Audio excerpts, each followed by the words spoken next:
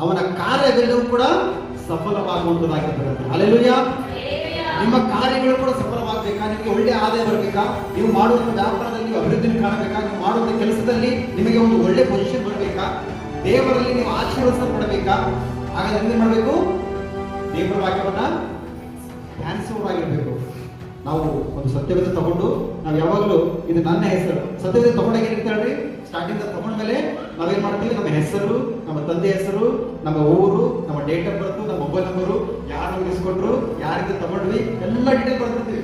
ಎಲ್ಲ ಬರೆದು ಒಂದ್ ಕಡೆ ನಾನು ಸೆಲ್ಫಿನಾಗ ಹಲ್ಲೆಲೂಯಾ ಹಲ್ಲೆಲೂಯಾ. ಇದು ಬರೀ ಊರು ಹೆಸರು ಇದು ಬರ್ತಿರೋದ್ರಿಂದ ನಿಮಗೆ ಆಶೀರ್ವಾದ ಬರ್ತದೆ, ದೇವ್ರ ವಾಕ್ಯ ಬರ್ತಿದ್ದಲ್ಲ.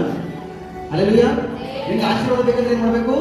ನಿನ್ನ ಬರಗಾಲದಲ್ಲಿ ಕೂಡ ದೇವರ ಮೇಲೆ ನಂಬಿಕೆ ಇಟ್ಟು ನೀನು ಬಿತ್ತುವವನಾಗಿರ್ಬೇಕು. ದೇವರ ವಾಕ್ಯವನ್ನ ಅನೇಕರಿಗೆ ನೀನು ಸಾರುವವರಾಗಿರ್ಬೇಕು.